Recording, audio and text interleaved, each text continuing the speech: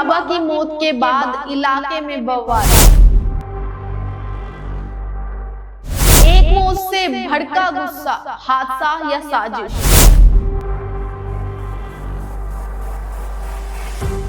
फरसे वाले बाबा की मौत ने खड़े किए कई सवाल।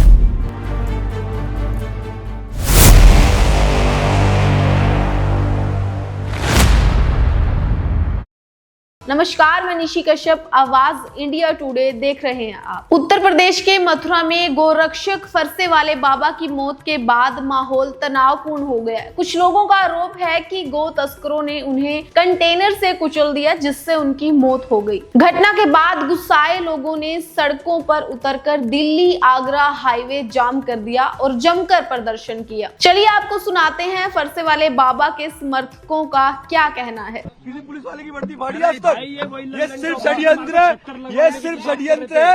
ये जिहादियों के द्वारा पथराव करा गया और उसके बाद ये सिर्फ कहीं ना कहीं सरकार प्रेशर कम करने के लिए इनका अंतिम संस्कार करा दिया गया। आगे समझ में प्रशासन ने तो अपना बचाव के लिए क्या कह दिया, प्रशासन ने कह दिया कि उसमें गाय नहीं थी, शक के ब्याह पर ट्रक रोका। मतलब ये सोचो कि दोनों जिहादी जो ट्रक के ड्राइवर थे दोनों मुल्ला थे, वो भी मेवाती थे, दोनों ही मेवाती थे ना भाई। हरिओम। पहले बाबा को सूचना दी जाती है।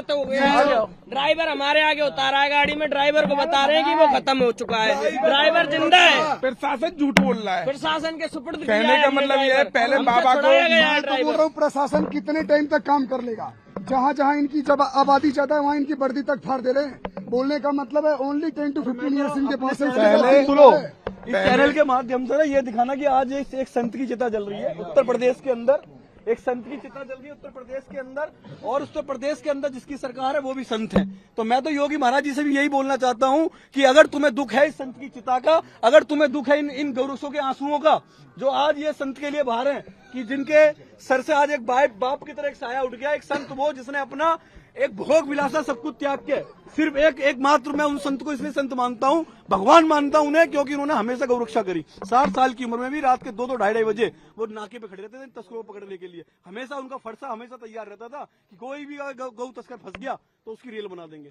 तो महाराज जी, हम तो सिर्फ ये कहेंगे योगी महाराज जी से भी कि अगर तुम्हें थोड़ा सा भी दुख हो इस चीज का, इनकी पीड़ा का दुख हो, तो अगर राष्ट्र माता नहीं बना सकते तो कम से कम राज्य माता का दर्जा जरूर दे अपने उत्तर प्रदेश। महाराज जी को षड्यंत्र के साथ मारा गया है। षड्यंत्र के साथ पहले सूचना दी जाती है कि गौ माता की तस्करी होने वाली है। ये छाता के सभी गोरक्षक बोल रहे थे पुलिस प्रशासन से कि यहाँ से रोज गाड़ी निकल। प्रशासन ने अपनी सफाई दे दी कि उसके अंदर गाय नहीं थी, वो शक के ब्याह पर रोका गया। लेकिन उस चीज को बताया था इसमें गाय, चेतक आया था हमको बताने इसमें गाय जा रही है। किसने बताया था भैया? चेतक पुलिस आई थी हमको बताने इसमें गाय जा रही है बटेन चौकी पे।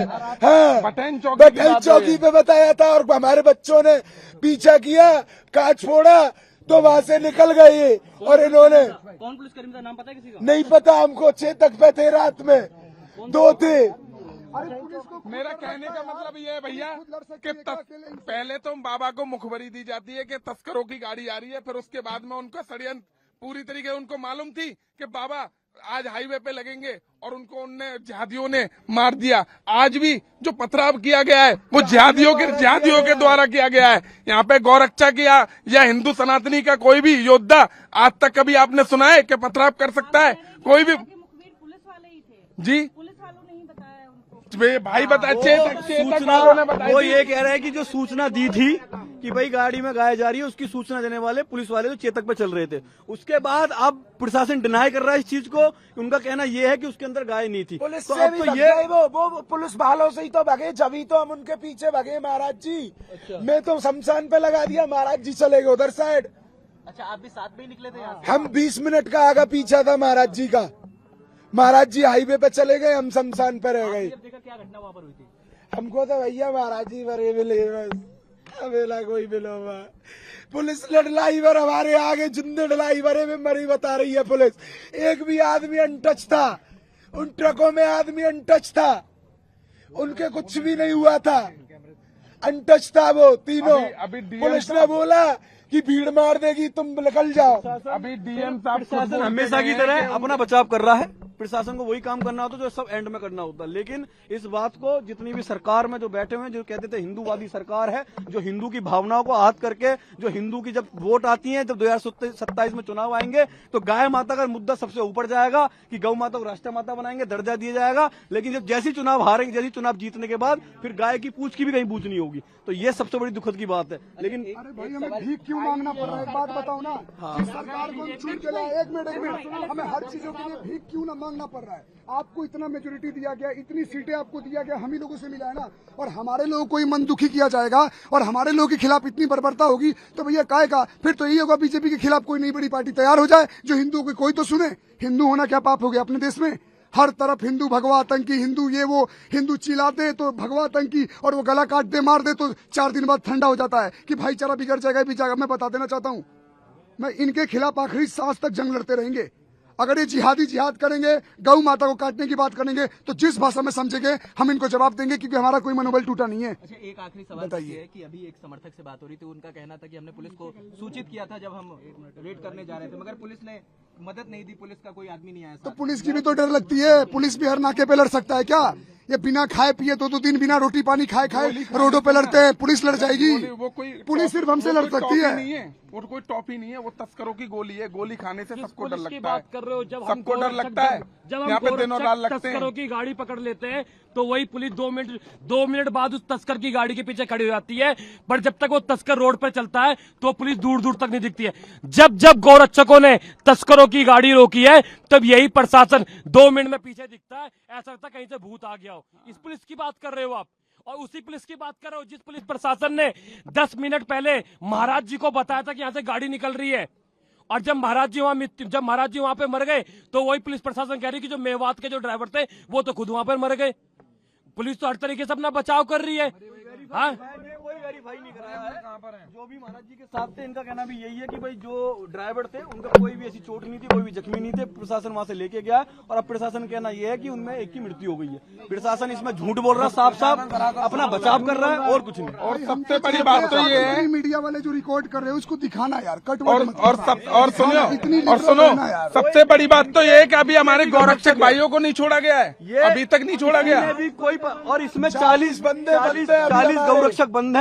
लेकिन मैं ये कहना चाहता हूं कि भाई इसमें किसी भी गौरक्षक ने कोई भी बदलाव नहीं करा। प्रशासन के द्वारा जो भी है सिर्फ एक षड्यंत्र के जो जिहादी बड़े हैं, क्योंकि यहाँ पे जनसंख्या बहुत है जिहादियों की। ये पूरा मुस्लिम, आधे से ज्यादा मुस्लिम क्षेत्र है, छाता और ये मेवात का बॉर्डर है ना। हाँ, ये सिर्फ मैं कहता रहूँ ना, ये भीड़ में एक हिस्सा लिया गया है इस माहौल खराब करने का और गौरक्षकों को बदनाम करने का, जो इन्होंने करा है। घटना हुई है वहाँ से 500 मीटर पे पूरा जिहादियों का हब है, पूरा चारों तरफ जिहादी है। हमारी नहीं सुनेगा तो हम स्वयं काटने का काम करेंगे जिहादियों को। उनको समझा देना चाह रहे हैं जिन लोगों ने भी षड्यंत्र किया है, अगर वो नहीं मानेंगे तो उनको स्वयं काटने का काम करेंगे। अगर किसी महाराज ने आश्वासन दिया है इस चीज के लिए बोला तो बिल्कुल उस पर करेंगे। महाराज जी के साथ हैं, जिन्होंने अगर कोई कथित ऐसा बयान दिया तो उसमें साथ देंगे।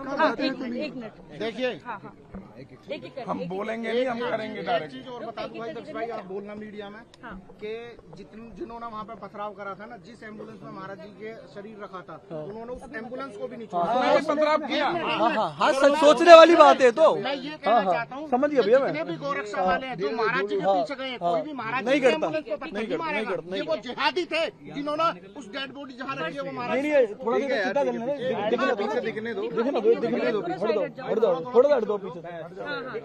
थोड़ा थोड़ा अगर स्पेस बना लेंगे तो सभी बोला थोड़ा सा आप इधर आ जाइए। हरिओम कहाँ है? रहो भाई, तुम आ जाओ।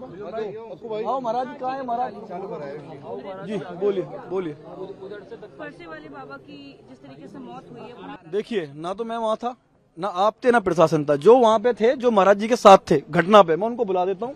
ये साथ इन बच्चों के आंसू देखिए। महाराज जी की जो बाइक चला रहा है मैं उसको लाता हूँ, एक सेकंड सुनिए, ये बच्चे सारे थे, ये बच्चे महाराज जी के साथ में थे। सुनिए पहले, ये महाराज जी के साथ में थे।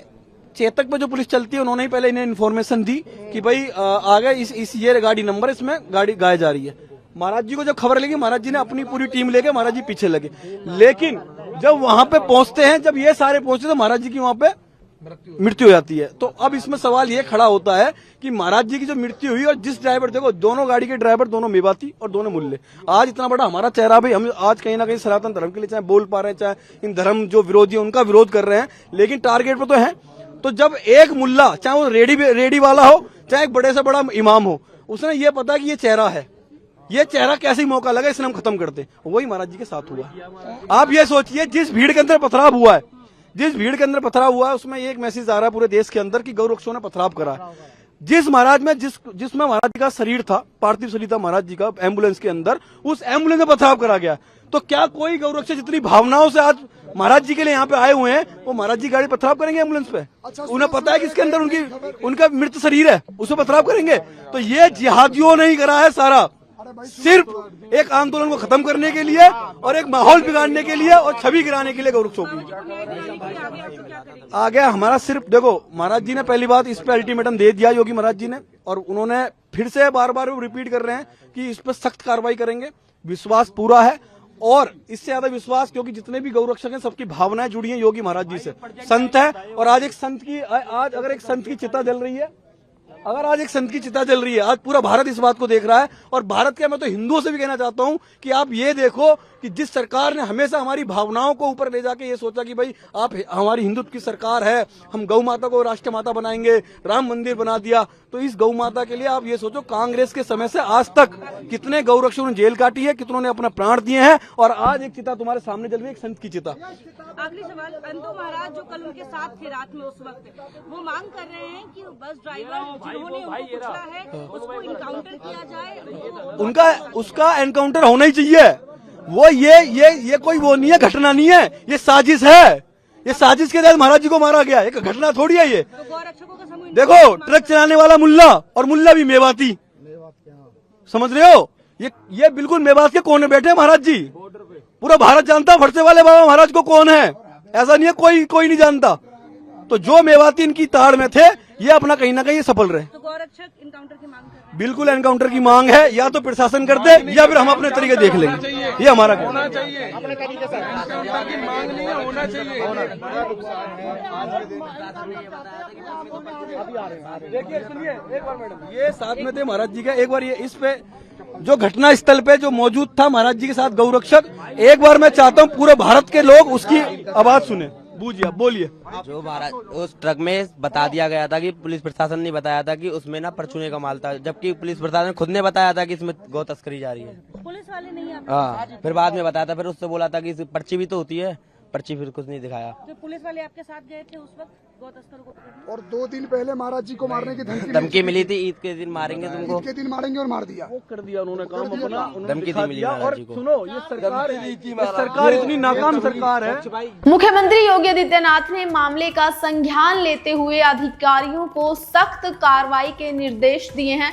उन्होंने कहा कि दोषियों को किसी भी हाल में बख्शा ना जाए। साथ ही उन्होंने मृतक के परिवार के प्रति संवेदना जताई और अधिकारियों को तुरंत मौके पर पहुंचने को कहा। वहीं इस मामले पर समाजवादी पार्टी के नेता अखिलेश यादव ने सरकार पर निशाना साधा है। उन्होंने कहा कि प्रदेश में कानून व्यवस्था की स्थिति ठीक नहीं है और सरकार पर तनाव बढ़ाने के आरोप लगाए। पुलिस के मुताबिक घटना सुबह के समय हुई, जब बाबा ने कुछ लोगों के साथ मिलकर मवेशी तस्करी के शक में एक ट्रक को रोका था। उसी दौरान घने कोहरे में पीछे से आ रहे एक दूसरे ट्रक ने टक्कर मार दी। इस हादसे में बाबा घायल हो गए और बाद में उनकी मौत हो गई। बाबा की मौत के बाद उनके समर्थकों ने हाईवे जाम कर दिया, लेकिन पुलिस अधिकारियों ने समझाकर स्थिति को नियंत्रण में कर लिया। पुलिस का कहना है कि हालात अब काबू में हैं और मामले की जांच की जा रही है। लेकिन सबसे बड़ा सवाल अब भी बरकरार है, क्या इस घटना की असली सच्चाई सामने आ पाएगी और क्या दोषियों को सजा मिलेगी? आपको क्या लगता है? कमेंट सेक्शन में जरूर बताइएगा। ऐसी और तमाम खबरें देखने के लिए देखते रहिए आवाज इंडिया टुडे।